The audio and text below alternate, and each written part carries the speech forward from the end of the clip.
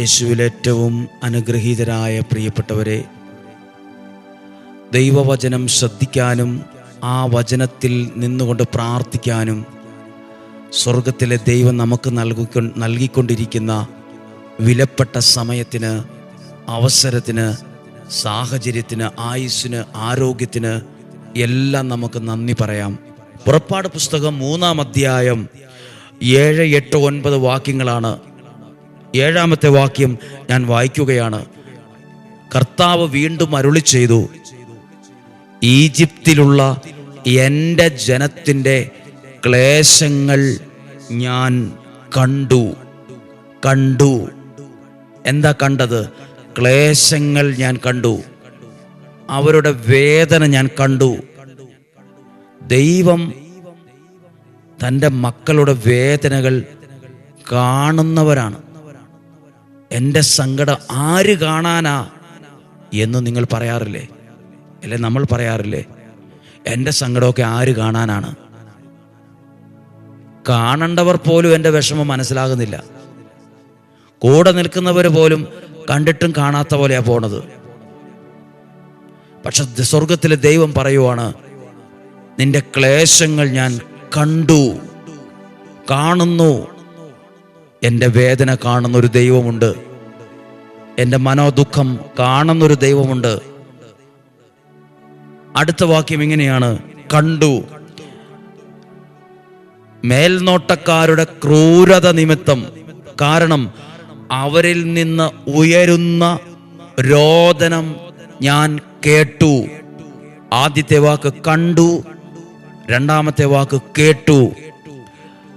പ്രിയപ്പെട്ടവരെ, നമ്മുടെ പ്രാർത്ഥന കേൾക്കുന്ന, നമ്മുടെ മനസ്സിൽ നിന്ന് ആ മനസ്സിനകത്തുള്ള വേദന, അതാണ് രോദനം. അത് കണ്ടു എന്നുള്ളത് കേട്ടു. വചനം കേൾക്കുന്ന നിങ്ങളോട് പറയാം, നിങ്ങളുടെ അവസ്ഥയെ കാണുന്നൊരു ദൈവമുണ്ട്, നിങ്ങളുടെ സങ്കടം, രോദനം കേൾക്കുന്നൊരു ദൈവമുണ്ട്. കണ്ടു, കേട്ടു. അടുത്ത വാക്യമാണ്, അവരുടെ യാതനകൾ ഞാൻ അറിയുന്നു. കണ്ടു, കേട്ടു, അറിയുന്നു. നമ്മൾ പറഞ്ഞില്ലേ, കണ്ടറിഞ്ഞ് കിട്ടിയ ഒരു സഹായമാണ്. കണ്ടറിഞ്ഞ് നമ്മൾ ചെയ്തു കൊടുക്കണമെന്നൊക്കെ പറയാറില്ലേ? ദൈവം നമ്മളെ എങ്ങനെയാണ് സഹായിക്കുന്നതെന്ന് എഴുതിയിട്ടുണ്ട്. കണ്ടു, കേട്ടു, അറിഞ്ഞു.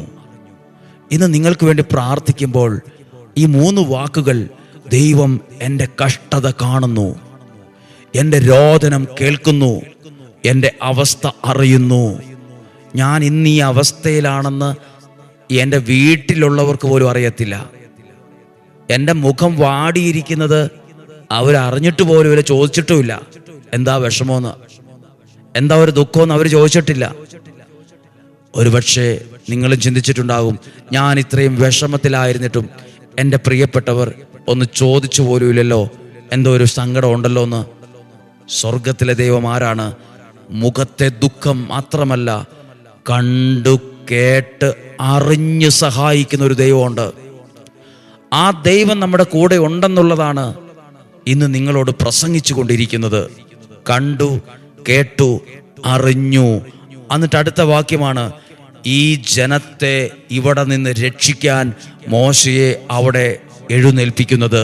പ്രിയപ്പെട്ടവരെ, നിങ്ങളുടെ സങ്കടങ്ങൾ കണ്ടു കേട്ട് അറിഞ്ഞിട്ടായിരിക്കും ഒരുപക്ഷെ മോശയെപ്പോലെ നിയോഗ പ്രാർത്ഥന, അല്ല ഡെയിലി ബ്ലെസ്സിങ് എന്ന ശുശ്രൂഷ ദൈവം നിങ്ങളുടെ വിടുതലിനു വേണ്ടി എഴുന്നേൽപ്പിച്ചത്, നിങ്ങളുടെ ജീവിതത്തിൽ അനുഗ്രഹമാകാൻ എഴുന്നേൽപ്പിച്ചത്, അത് നിങ്ങളുടെ ശ്രദ്ധയിൽ കൊണ്ടുവന്നത്.